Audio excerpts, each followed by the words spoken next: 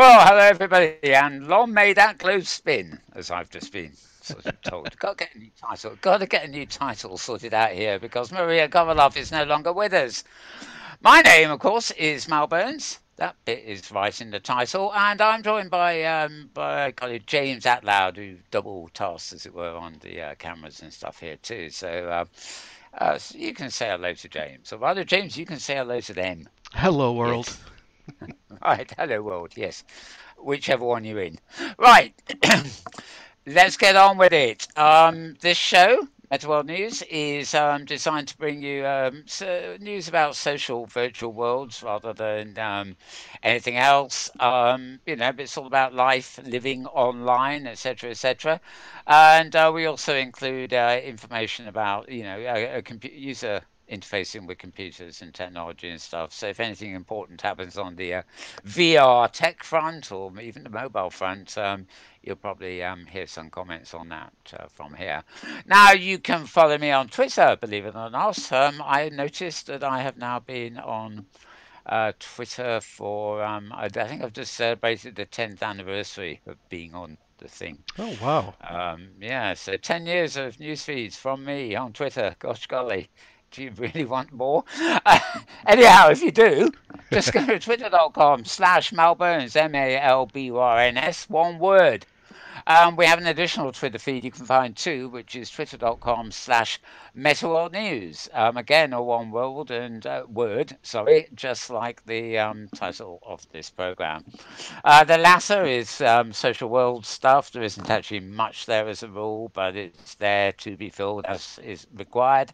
My mainstream, on the other hand, has got a lot of diverse stuff there. And the highlights I'm about to bring to you, read out to you now, are from that feed initially. James here has also got a screen cast, as it were, of my desktop on his mixer, and therefore that will allow for me to actually show you some of the pages I'm talking about. Not that there is anything particularly interesting to see on those pages, because they are meant to be read, which is why I give you the web links too. Oh Hmm. gosh, so obvious, so clever. Right, okay, let's get started. Unless we be here all night, and I'm prone to going down the rabbit hole, as James here tells me. Right, I'll start with basically, let me see, February the 10th. Yes, that was exactly a week ago, really.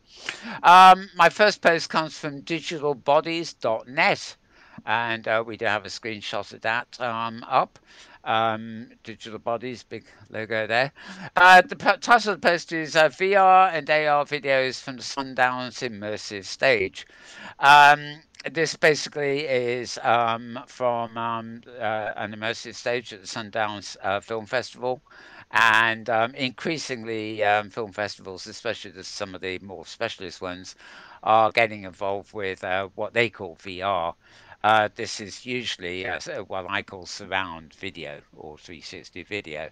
But it is quite interesting in some ways because just filming in that way actually involves sort of, anything new and original means you've really got to play with the storytelling and the timelines a little bit in a way that reminds you of computer games. And of course, when you think computer games, you realize that that technology is what led to virtual worlds, social worlds. So it's all sort of connected. Anyway, that particular post from last week will tell you. Just going out a little scroll there to see if there's a nice picture.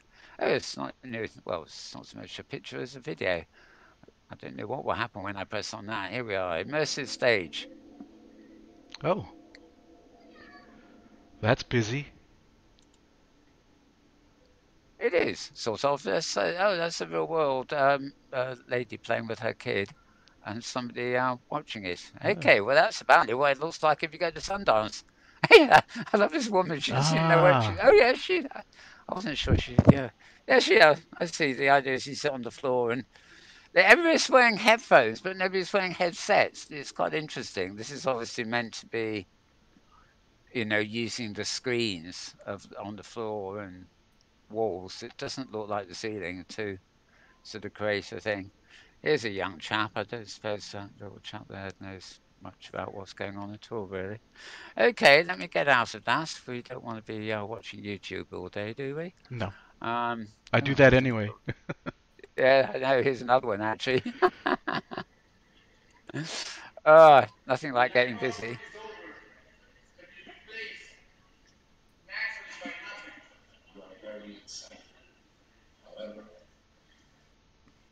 Okay, I think we've seen enough of that. It's a virtual room, and they've got Magic Leap there too. Oh, hang on a sec.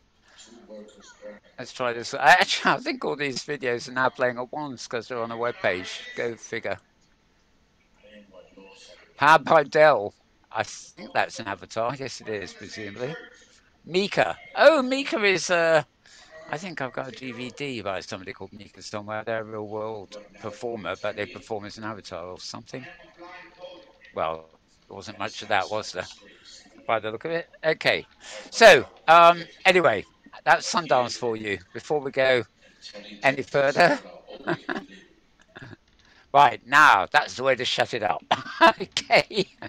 Back to normal. Right. Next link here VR Scouts. That is VR Scouts or one word.com. Slash news, and then the title is Banishing Your Nightmares with the Help of VR.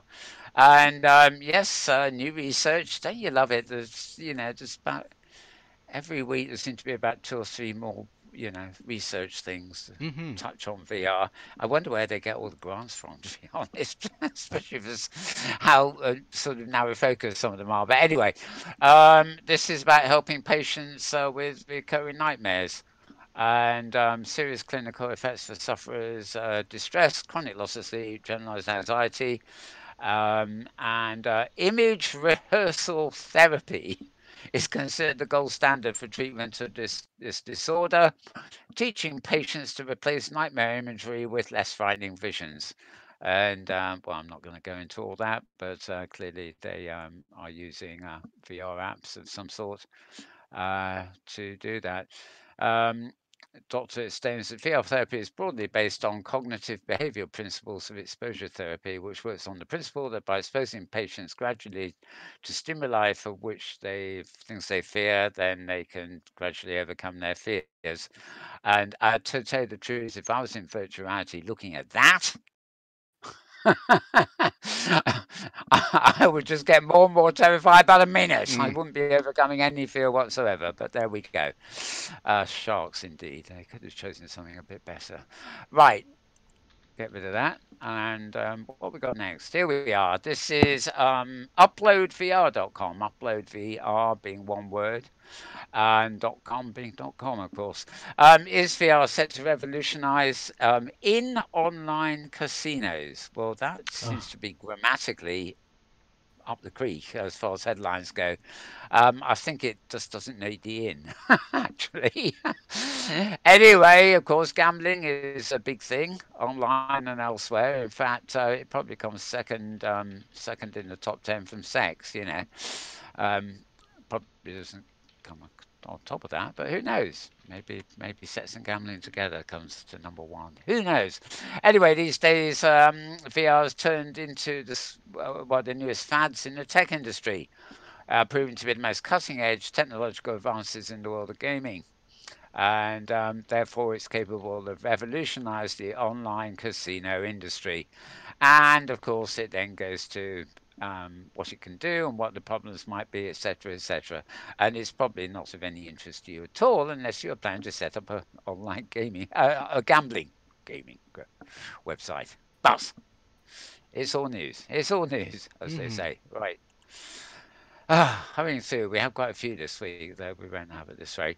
Right. VR Scouts again here, vrscout.com. Fitness startup YUI introduces a VR calorie tracker. Um, as you can see, these guys are holding. They look like they're sort of arm measuring weights, but I don't think they are. It's hard to tell. They're sort of rings. They look more like headsets in their hand. So I'm not quite figure, but I mean, fitness has always been. It might sound conversely weird, but virtual reality has always been quite a boon for physical fitness. I'm not talking about gamers and people who are grossly overweight and never leave their seats because they're glued to screens, or indeed these days virtual reality headsets. But the idea, you can have an exercise bicycle in the home, and you can have a headset on, and you can actually get apps where you literally pedal and exercise your way around virtual world landscapes. But I mean, you're exercising just as much as you would be in the real world if you were cycling around in the great open air somewhere, and possibly even healthier than cycling around in a city for that matter. So basically you can do what is a tedious workout on an exercise bike, but actually be in the virtual world while you're doing it, so it's no longer tedious. Yay for physical fitness! And you can't really go out and walk around the streets, as such, with a VR headset on. But there are all sorts of other like steps and treadmills and running type treadmills, all sorts of stuff you can do to boost your um, gymnastic style health, as it were. And I can vouch for the fact that there is the boredom of such things is immense, and you'll never catch me actually doing those things. As a rule, I'd rather go out for a walk than walk around on a treadmill or something. But with the help of a VR helmet and stuff like that, then it suddenly becomes quite attractive. So never let it be said that VR means that you not don't look after your body, because if you think of it properly, it can do exactly the opposite. It can help you, just like all the smart things that are on your watches and stuff that are also meant to help you if used properly. Cough, cough. Right. Um, okay. Why you are fit plugin will be a provisional app giving game developers the need to implement. Blah blah blah. Yeah, this is the interesting thing about this. You'll have to go and read it all to be sure. But the idea here is there'll be. I don't think it's an SDK as such, but um, the idea is their system could be actually adopted by people making games or virtual reality environments. It's not an app in itself. It's a system. So they, for example, can see you know, the uh, the features being added to the health app in iOS and with game manufacturers as well. So yep, we'll see about all that. Oh dear. Right. Roads VR. Good old site called Roads VR. We like Mm-hmm. them. Lots of stuff here. Windows VR will soon run regular desktop apps like Photoshop in VR. Now, this has very little to do with what I personally would call VR. Windows VR, or the headsets Windows has, very much, following on from Oculus 5 and all that. I mean, basically Microsoft have to get in on everything anybody else does really. Um, but apparently you'll now be able to wear the Windows kit, as it were, and just let's say you're working with your regular desktop apps, you'll actually be able to put on your VR helmet and work with them in VR. Whether you will want to, I don't know. I mean, it particularly says like Photoshop. As somebody who used to teach Photoshop and um, used it day in day out for many years ago, of course. Um, I can't see myself wanting to be in a helmet to use No, Photoshop. no. I can't say I'm a big fan of helmets optimization of my head anyway, but And I'm trying to Photoshop, think of please. control clicks and alt clicks, and Yeah, it it'd be doesn't quite challenging. make sense. I Yeah, presume the hand trackers will have little quick keys and things that are meant to emulate them, but yeah. you're gonna have menus at the side of the screen. You know what you can do in Photoshop. I mean, there's no way you can have all that on a VR screen. You won't be able to see the image for the toolbox. I don't think. Anyway, go figure. It's a strange app to have cited as one you can use in VR. The only thing that I might see is that I don't know, but I think latest versions of Photoshop, which is in the cloud these days, have sort of three areas of the app for creating 3D things. And maybe if you're in an actual virtual reality painting app like Tilt Brush or something, which is designed for painting in 3D space, That's one thing, you sort of set the tools, I guess, before you go in and splash away. But to actually operate a complex interface like Photoshop's in virtual reality, please, for somebody else and not for me, as the expression goes, really. Right, okay. So where was that? That was roadtovr.com. That's where you'll find that article. And it's an editorial. Again, this time at uploadvr, one word.com. The article is called VR dash film dash gaming dash overlap. That's the whole link. Right. For VR to shine, filming and gaming must overlap. Now, uh, um, I don't know what to make of this, to be honest. Gamifying VR can make it strange. The two technologies clearly overlap, right? Film overlaps with gaming, and gaming overlaps with, well, like virtual worlds and stuff like that. I think the editorial piece here is basically saying that, for new things to happen, people need to take the best of film and the best of virtual reality and actually sort of merge them together. And I suppose that ties in slightly with the first the post I mentioned about the Sundance Film Festival. Increasingly, the film festivals are actually having what they call VR components. Um, yeah, I've always had this odd. I'm not going to go into it again now, but I've actually always had this thing that the overlap with VR and the conventional media, I actually associate more with a stage theatre rather than film. I mean, obviously, all these things overlap to a certain extent, but I think in terms of staging and storytelling, theatre can teach VR creators a lot more than traditional celluloid film can, or digital as it is now, of course. But there you go. There you go. This article at uploadvr.com. Right, here we go. Now, Maria, of course, except it's not by Maria, it's by Vitally Plus, whoever that is. VR poses challenges for software testing. This is an article at Maria's site, Hypergrid Business, which is hypergridbusiness, or one word.com. And it's slightly more technical than it's an unusual kind of article for hypergrid business, to be honest. Anyway, but it's looking at nothing to do with the hypergrid business, but VR business. Maybe she should change the title of this to Hyper VR Business or something. It's like all of us. This is Metaworld News, and we talk more about VR these days than social worlds. But there you go. Um, okay. Yeah, quite a long, as you can see, and involved article there. So go read it. Go read it. That's all I can say about that one, really. Right now, this is actually I'm going to jump forward to one here. Right, upload VR again. Um, you get magazines like this that have one article saying VR is dead, and then that's followed 2 hours later by an article saying VR is alive and well. I mean, is VR dead? Question mark. These are the arguments for and against the industry's demise. But is it a demise, or is it whatever the opposite of demise is? Okay. So it's all a big article with I love it. Basically, it's an article with a question mark behind it, so they can take both sides of the argument. Yep. Too expensive, complicated, not good enough. Hmm. That's why it's dead. Funny. But on the other hand, where's the other bit? Here we are. But it's alive because exciting new headsets solve some of the biggest issues.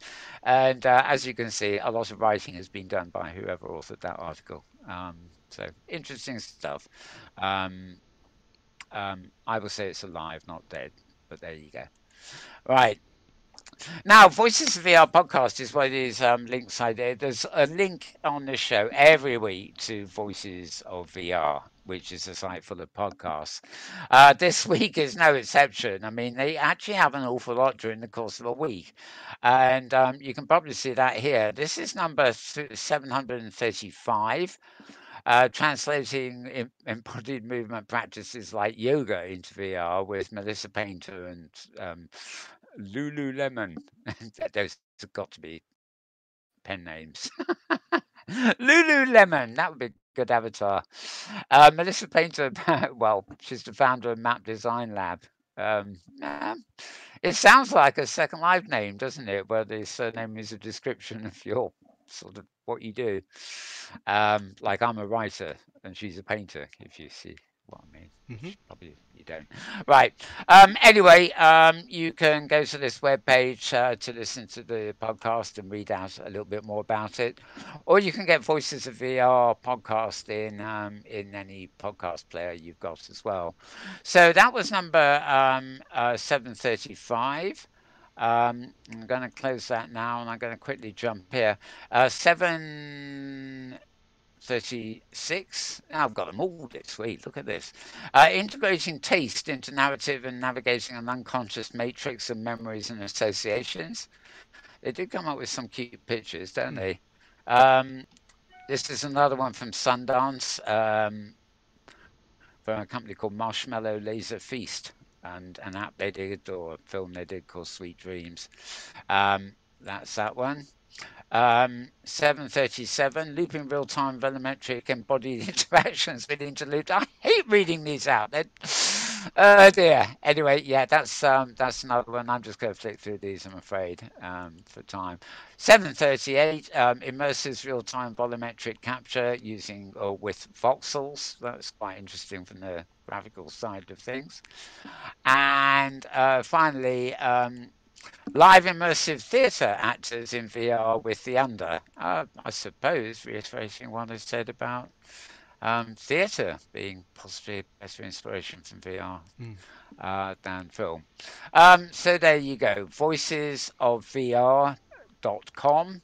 Voices VR is all one word and then .com. And also in your podcast player, you can just look up Voices of VR. Or as I say, you can go to the site here and play them. I keep thinking, oh, I want to play you some snippets, but these things are about an hour long, and I never find the bit I wanted. So, Yep. what we do with video is another thing. Right, okay, putting that away, as they say. Back to Roads VR, Rift. This is the Oculus devices. The Rift platform is now updated to let users import and custom home spaces. Um, if you have Oculus Rift and make use of it, um, um, this may well be of interest to you, even if you're into the social virtual world side of things, because one of the things people in OpenSim here, where we broadcast from, and in Second Life, and for that matter, Science Space, High Fidelity, the social virtual worlds out there, is people love sort of buying furniture and getting their own home and decorating it and sort of making it their own. Or indeed, some people just love actually building it from scratch. Well, apparently, if you use the Rift, you can now, instead of getting a stock cabin model from Oculus Home, which is like an online marketplace in Oculus, I guess, they've offered some beta support for custom objects, which allows you to import .glb object files into the Oculus Home directory and basically create your own sort of home, a bit like that picture you're looking at there. Um, Not very big, unfortunately, but never mind. There you go. Um, right. And I also gather, I don't think I have a poster for it here, but High Fidelity, I know this week they announced the latest update. Um, it's not .glb, it's another file format actually, but they've extended the number of file formats you can now import into High Fidelity for producing things for the marketplace or just for yourself. Anyway, that particular post was about the Rift platform, so let's tuck that away. And I have to mention this, don't we? Really, Doctor Who. If there's one thing you cannot hum, is the bloody Doctor Who theme tune. It's just unhummable. Um, although there was a pop song many years ago which it had a sort of chorus that went so Doctor Who. Of course. Doctor Who. Oh dear. Anyway, I guess that's an avatar of what's the name of the actress who plays her now? Oh, It's a female can't Doctor Who remember. at the Right. moment, and I must admit that avatar has a very childlike, sort of cartoonish likeness to the actress, but I wouldn't swear by it if you see what I mean. Um, anyway, apparently there is no Doctor Who in 2019. I don't know what all that's about. You'd think they'd get one season of into the year, wouldn't you? Maybe they'll make a Christmas special while we're still in 2019. I don't know. Otherwise, Doctor Who is just awaiting 2020 vision, I guess. Ha ha. Mm-hmm. But in the meantime, 2019 will see the BBC giving Doctor Who the VR treatment. And it's going to be an app called The Runaway, and it'll be on selected VR headsets later this year. It doesn't quite say. Yeah, it doesn't Oh, say there we which are. headsets. Jodie Whittaker, that is That's right. her name. And yeah, let's see. I had a feeling. Oh, no details. How long it'll run, what platforms it's on. Okay, I would expect, being the BBC, that, and by the look of the visuals there, I would think this will be something that will be on at least Oculus Go, as well as the high-end assets. Whether it's going to be on Google Cardboard or something is a different matter. But anyway, BBC getting this into the act and turning Jodie Whittaker into an avatar in order to make Doctor Who a VR Mm-hmm. phenomenon of some sort. Right, let's Yep. put her away. Medium. Um, Medium is the largest subscription site these days, and I keep overrunning. Um, I keep overrunning my articles, as you can see. Oh, the free reading. Yeah. The free ones, I've used up my free ones for the month, which is distressing. If it was by the week, I could sort of, I've got to wait till March now. And paywall sites disagree with me completely. Actually, it's not what the internet's about. That's if they want to sell something on the newsstand, let them do it. Anyway, in the future, senior citizens will play video games all day. Well, I didn't need to know that, did I? How gaming could help treat the many of the worst symptoms of old age. Well, there you go. And I can't. I have actually read this article, but it wasn't here. Oh, oh, there's an audio version. Upgrade to listen. God, the sales pitch here is Yep. Yep. out of order, isn't it? Really. Yeah. Anyway, I prefer to wander around in virtual worlds rather than play video games. But some would say same difference. I have some old friends on Facebook who will occasionally drop me a note saying, "Are you still playing that game?" They say, "Which game?" And they'll say, "Yeah, well, the one you." I said, "Well, I was in Second Life, but that's not a game." And then I moved to Open Sim, and that's not a game. And then I'm in Hyperdoty, but that's not a game. Of course, they get totally confused. They all say, "It's all a game to me." And anyway, life is a game, isn't it? Or it's at least it's sort of Oh, stage. Who said that? I've forgotten. Shakespeare. Anyway, Medium. If you want to go behind their paywall, or in fact just fancy reading one article, then I think that I don't know. I think they get half a dozen articles for free a month, and then they want to start charging you. So it's bad PR for them because I mean I could equally have just refused to have tweeted that link on the basis that you have to pay to read it. Usually, if it's a paywall site, I don't tweet the articles. It is just um, I don't want people following my links and then cursing me for giving them links they got to pay for. Right. Creative XR finds amazing new uses for VR in the art space. This is uploadvr.com again. And yeah, flashy whirly sort of infinity type graphical sort of thing. Probably from a stock library somewhere, to be honest, but I'm not quite sure. Audience sits in the center of the room, adorns HTC 5, sits at the edge of the bed. Okay.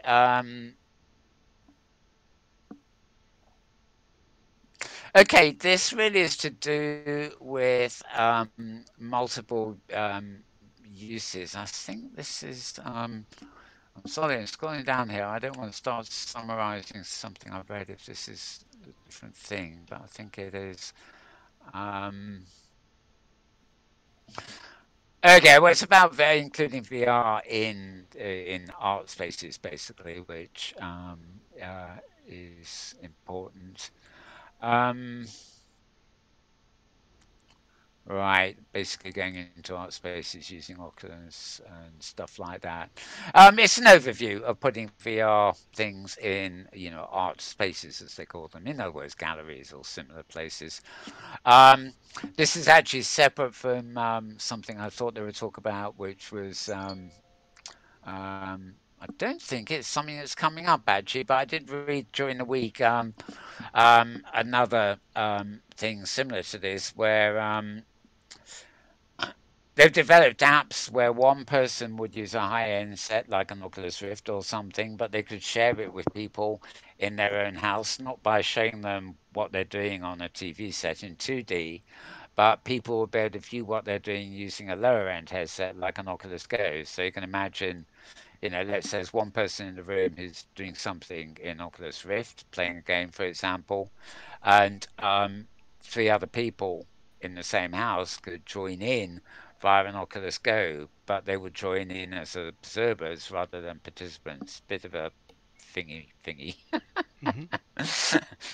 It's like a sewing lesson or knitting, isn't it? But you get the idea.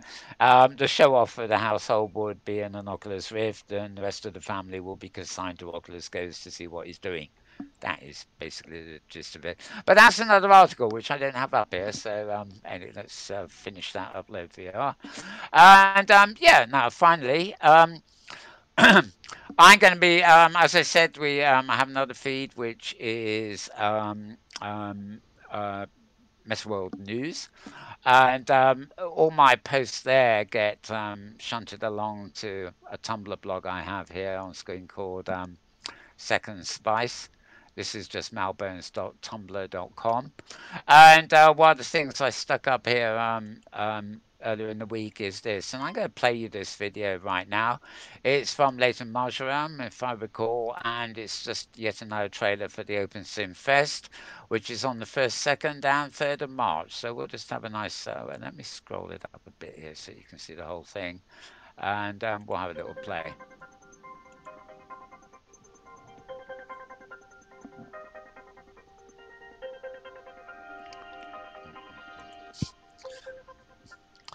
I think you'll be better with the insert rather than full screen. Hmm. There we are. That's where we've actually been there. I don't know what this shows. Metaworld has a little build.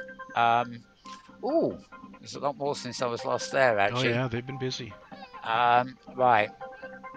I wonder if they'll show our build. I haven't.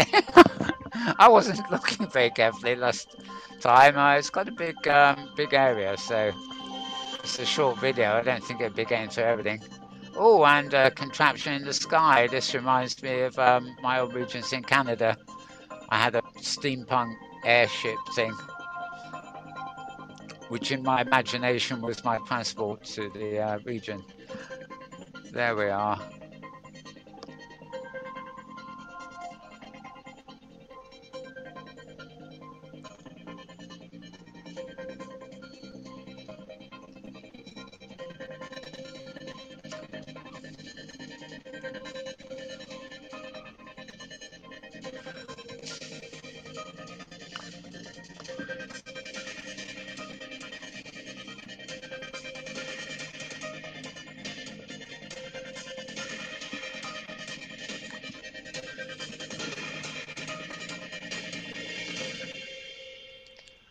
Right, dong ding kind of thing. Right, moving on. Right, we got to a bit here. I'm now moving on to the links that are on the Mess World News Twitter feed. This one, the first one that you're seeing here is from New World Notes. This is Hamlet Orr's blog. Actually, it's almost getting to the point where he's covering as much other worlds apart from Second Life as he is Second Life, maybe even more. Um, he um, he seems to be quite fond of promoting VR chat and basically how Seymour became VR chat's best embedded virtual world reporter. And I guess being one of the original virtual world reporters was Lyndon Labs, then New World Notes Hamlet Orr is fairly Hmm. qualified to judge on this. Um, anyway, basically it's just a little article on the so-called career of Cyril Moore. Um, and it's one of the most viewed of VR chats, YouTubers, as they call them. I'm not a YouTuber, I suppose I am in a way. Right. Oh yeah, two identities are similar. I think that's probably the RL, and that's the avatar. Who knows? In this day and age, it could be the other way around. Right. Okay. So interesting for a piece from Hamlet there. Science Space had a few events going on for Valentine's Day, and they have been going on ever since. But I think I think Valentine's Day has overstayed its welcome by now. It's about 3 days ago, wasn't it? And now I post some hypergrid business here. This is a very strange one. Time Cobb. King City challenges stereotypes on the hypergrid. It's an African American grid. I've actually visited that with Hypergrid Safari when it was going. It's got some wonderful cultural exhibits, which basically this article's been written to basically provide PR for it, I guess. Nubian King being the owner there. It is well worth a visit. I can say that because I have visited there and visited in the past, not as a result of this article. And they also sell things there, and to do that, they're Globits enabled, which is kind of useful too. So, a little article here really about the grid, and a Q&A with the founders, basically. So, quite an interesting little background article about an open sim, well, not region, but an actual grid there. Right. What else have I got? I think. Oh yes, 5 days ago, another one from Hypergrid Business. This time, what they claim to be the top 15 Globit shopping destinations, and this is written, as you can see, by Maria herself. One assumes, and Globit basically works in a similar way to PayPal, but basically, if you have Globits, you can. There's a lot of different grids on the hypergrid that instead of having their own currency, use Globits. And it means also that if you have a Globit wallet, for example, you can take your $100 or whatever it is and spend it as you like, as well. You're jumping all over the world on the hypergrid. It's like having a traveler's check in your wallet, really. If doesn't matter what grid you're in, so long as the grid itself has been enabled for Globits, you can spend your money there. The only slight drawback to Globits is that OpenSim doesn't support. Oh. I don't know. Let's say you hop to some of our great Canadian grid. They have their own currency, which is oh God, so long I've forgotten which one it is. But basically, you can you can get currency on on the Canadian grid, PODES, I think it is called, but the money you earn or get on that grid, you can only spend on that grid. It's totally useless if you hypergrid out to another grid, even if the other grid is a PODES currency grid. Whereas with Globits, it is a universal currency, so it's like travelers' checks or things like something like the euro, which is you can spend in a European country, if not all over the world, of course, but anywhere in Europe. Regardless of crossing a border between one country and the other. But each country still may have its own local currency. Now, unfortunately, on the hypergrid, if a grid, well, actually, it's region by region, not necessarily grids, but if a region or a whole grid for that matter decides to use Globit, they have to give up the other currency. No, it's not an obligation, it's just a technical requirement because the wallet, when you're in your viewer, when you're on the grid, can only support one currency at once. So you can't have like Canadian units and Globit units sitting parallel in your wallet. But it's becoming more and more popular because you can literally spend it anywhere. It's like a PayPal for the hypergrid.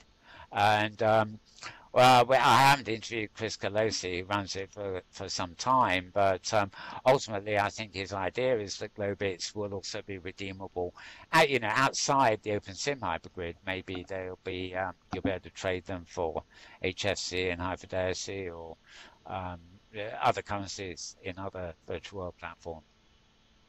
Yeah, basically, starting off with King City, the one we've just seen actually, the Black History Museum. Maria's just got a sort of list here of where you can use all the best places for using Globits. Utopia, it's actually SkyGrid, not Skype. It has nothing to do Oh, with Skype. okay. Fetish for Utopia Sky Grid. Sorry, not Skype Grid. Globit Warehouse on Discovery Grid, Encore Escape Grid, Cinderella Grid. I don't know that one. I'll have to add that one to our Discord. Utopia Sky again. This time spelled right. Open Sim Life Grid, Digital Worlds Grid. Lots of. Oh right, well these are actually regions, so actually it's not covering quite as many grids as it might be. Um, but even so, nice little roundup article there of where you can spend your Globits if you have a Globits account. And right, that is about the end of it, I think. Oh no, there's one more here. We're also back again to Hamlet Hall's New World Notes site. This is supposed to be put up on Monday. It's social virtuality stats, basically. The concurrency rates for VR chat and Rec Room remaining stable. Something called Big Screen, which is really just for sharing videos with the same audience, has seen a slight bump in growth. Um, and currency for Sansar and indeed and high fidelity remain in the two figures. Mm, um, I don't know how they measure this, to be honest. I mean, the bingo games that have been happening in high fidelity. I mean, you're talking about currency of at least 200 avatars per time. That is not what I call two figures. That's three. Sansar is understandably in two figures, but oh yeah, Sansar is bringing in some sort of stand-up comedy things with known real-world stand-up comedians. But they, yeah, as Hamlet points out, they're selling tickets from between $5 and $10. So having the stand-up comedians may bump up their concurrency. On the other hand, it may be a bit of a challenge because of the price of the tickets. So Hmm. I'm there seems to be no shortage of things that Linden Labs are not chasing down to try and incorporate into Sansar as a way of publicizing it. But despite no end of things they're chasing, it doesn't seem to be doing much for their actual concurrency.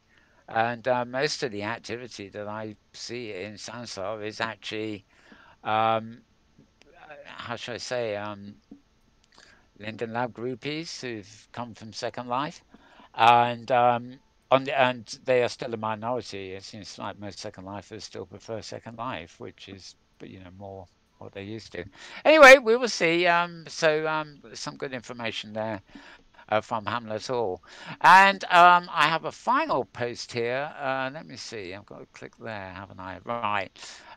This is it's not really a post at all. This is my page at MeWe. Now, MeWe is a social network, as they call these things. I finding it's getting a bit out of hand. It's reminding me too much of Facebook. And you join a group to follow something, and before you know it, you're following an individual spam within that group. And if I join a group, which is all about landscape building on Open Simulator, Oh, showing me what he's eating for breakfast. That is just not the point of the group. And this is one of the problems. It's certainly a problem with Facebook, and it was one of the problems with Google Plus. Google Plus is now closing, and this site, MeWe, seems to be the sort of preferred destination. I've got nothing really against it, and I must say, starting from scratch on a new site has I'm being much more cautious about who I'm going to say yes to, and friending and all that kind of stuff, because I know from Google Plus that it can rapidly become a kind of minefield of junk in your face, basically. Um, anyway, as you can see, I've been invited to the third Rock Grid No Borders Festival. Oh, right. Well, I'm going to put myself down as going. That came in 16 minutes ago. Right, Marcus read. And right, this is hot off the presses, so to speak. This is No Borders Festival, March the 24th and 25th. Okay, that's not telling us much more, um, not much more than that yet, but we'll let you know near the time, and we'll probably have them along to an in-world review or something to talk about that. So yes, that's neat, isn't it? Hot off the presses. Hmm. The same video we just seen. Now the reason I've got this open is that OS Grid, which is really one of the original OpenSim grids, hence OS Grid, and it is on the hypergrid. It's known as sort of the developers grid. It was one of the first OpenSim grids around, and it is still frequented. Now here we are. Literally today, I believe it was, they opened up. They realised that they better join MeWe too. Now there are a lot of other groups here, as you can tell, but I think OS Grid does actually deserve a mention. If you use OS Grid and you've been relying on Google Plus or other things to communicate, they now have this site on MeWe, and you can you just go into groups and you search for osgrid.org, and I'm sure you'll find it. And yeah, there it is. And while I'm here, there is nothing like, you know, just for this week only, I'm going to be a bit informal and scroll down the list to see if there's any news. Open Simulator Dream World. This is for Frederic's group for people who use their standalone. And that seems to be it, actually. But there again, I was here an hour or two ago. So there you go. I'm back on speed dial, and there's our screen lead page, which I'm also going to close now because we Oh, don't need that anymore. I think you still got it, mind you, but I do. I I do. haven't closed the stream. I've just closed uh, the web page, Yep. as it were. Yep. Right. Okay. Whoa, we're done. We're done. Yeah. James, your thoughts on all that? I'm exhausted. Just Oh yeah, that was a long list of items. Just a couple things. We had a couple viewers. We have four right. viewers now watching live on the stream, Oh, lovely. which is Great. very fun. Hello, four people. And I have to apologize a little bit. Discord quit a couple times, but I had in-world voice Oh, that I could switch over to, so I don't think I missed any information. We're back yeah. on Discord again. And then I That's was I good. was curious. What? Sorry. Yeah. Oh, I was last gonna say week. it's the second week running, isn't it? We've had a problem Yeah, there. yeah. It was Yeah. just kind of suddenly dropped out. So, um, Oh well, it could be worse. We could be on Sky. I saw an Yeah. article on Hypergrid News, and it was posted on February 6th, but it was about Metropolis Grid upgrading and planning to support VR in the summer. Did you read that last week? Oh, yes, yes, we did. We have actually covered that. That was Okay, on Hypergrid okay. Business, you Yeah, said, or yep, Hypergrid News. Yeah, I didn't know yep. that. Yes, and in fact, I think there was, yeah, there was some question from some other grid about it too, actually. Okay. But yes, I think there's another grid wants to do the same Do the thing same and thing. was Okay. trying to see if they could get a VR mode working. Um, I don't really know the details. I mean, there was that Control Alt V or something around for a while that converted Yeah. Open Simulator and Second Life environments into something that could be viewed in a rudimentary sort of surround environment. Um, Architecturally, there's nothing to stop that because you can spin around, 360 degrees and just continuing around in a circle in the camera viewpoint in these worlds anyway. But I think in terms of the way the world is rendered and stuff like that, there are technical limitations. Right. The frame rate, You which would know, make people ill if it went too slow. yeah, the frame rate and the fact that the way prims, for example, are rendered, and Yeah. it's not just the frame rate. The whole thing is weighty. It's not like new mesh environments kind of thing. Um, but yeah, I mean, a good sign.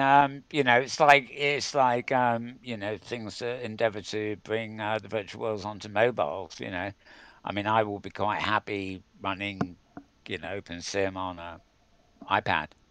I would be less than happy trying to run it on my iPhone, which I can hardly see anyway. Mm-hmm. But yeah, swings and roundabouts, but you can have a text client on one device and then a slate pad kind of thing with a light client, and then a desktop with a richer in client, and then a VR headset with maybe not a richer client, but a more they may have to take some of the richness out of the environment in order to make it more compatible with 360 walkarounds. Yep. I don't really know. It's sort of, but certainly, I know things have been going on, and I think Metropolis, which was a bit like OS Grid in terms of basically quite a large grid, but operating on a free model. I think there was some mention of them charging for some things now, which they haven't done in the past. Mm-hmm. Um, and we'll see. I mean, basically, I always view Metropolis as it's basically identical to OS Grid, except it's based in Germany. It's like the German OS Grid, just in the same way that Franco Grid, which is quite a bit smaller, is like a French version of OS Grid. Um, they're quite big grids, but they're not the ones we think of as the commercial grids. Right. Right. You know, I Um, okay. Yep. so I was I just going to say there's yeah. a 5 euro fee to transfer to there's a grid change going on at Metropolis, and then I see regions for a small charge per month. Ah, okay. That might be OS Grid. My studio grid here, for example, is a private grid. You and I are members, and a couple of other people, but it's not a residence sort of grid. It's simply a sandbox for me and broadcast studios. Mm-hmm. Um, but many people who have their own home grids, like this one is. I mean, I use Outworlds to connect with a nice public name instead of just an IP address. But a lot of people originally who were running sim on a stick and things like that on home computers, they actually were hosting them on their own computer, but they were putting them online via OS Grid. So you would log into OS Grid and you would go to a region, and frequently it wouldn't be there. And unlike something like Second Life, where you think, why the hell's that region gone? The reason it wasn't there was simply that the home computer that somebody was housing it on was offline at that minute. It didn't mean it had actually gone anywhere. It would come back the moment they, put it online again. Um, and although, so it means that there's very little in OS Grid's central servers except for assets and database. And we all know we lost them for nearly a year when that got Yeah. lost and a while back. Um, so although the overheads are very low, it does make sense that they will want to charge some kind of overhead, because they don't have to pay for somebody's home hosting, but they do need to kind of pay a bit for maintaining the connections, with the main grid proper and the asset service and everything else. As far as I know, OS Grid does not charge. They take donations. Mm-hmm. But it's quite possible that Metropolis is just thinking, well, they got to charge that, home hosted or self-hosted or not, they need to charge a little bit for what, the asset servers that they need to maintain for the Yeah. Yeah. connectivity. Indeed. That doesn't happen with somebody like me because the asset servers are here on my own computer along with the grid itself. But the only time it might be an issue is if I hypergrid to another grid. But it's simply what I'm wearing, and my avatar goes from my computer to the host of the grid I'm going to. So um, and nothing should get left behind when I leave. Hmm. Although I say should with parentheses about it. Anyway, yes, yes. So yeah, um, I think it said that, obviously Metropolis want to do new things and go somewhere, and they also want to protect themselves. Yeah, yeah, So they got a little bit of income coming in to keep it going. So yep. that's fair, I think. Yeah. And yeah, well, I guess that's about it, unless you've got any other thoughts there. Nope. I'm looking at the clock here, and we will have had an hour long An news. hour It's show. one good job we're not doing another show on the hour, isn't it? Yeah, right. We wouldn't have time to move We there. have to scramble. Right. Yes, time to scramble. Yeah, sounds like an airplane job. Right. Okay, folks. Well, that's it for this week. You've had more than enough to follow. Don't forget twitter.com/malbones, or one word, or twitter.com/metaworld news. And while you're there reading the link, you can always click on the button that says follow, which will save you an awful lot of time because you don't have to go there every time, if you see what I mean. And until next week, we'll be back, same time, same place, same usual. And it's goodbye from him here. And it's goodbye from him there. Yeah, so um, there and there, by the by, we're off. See you next week.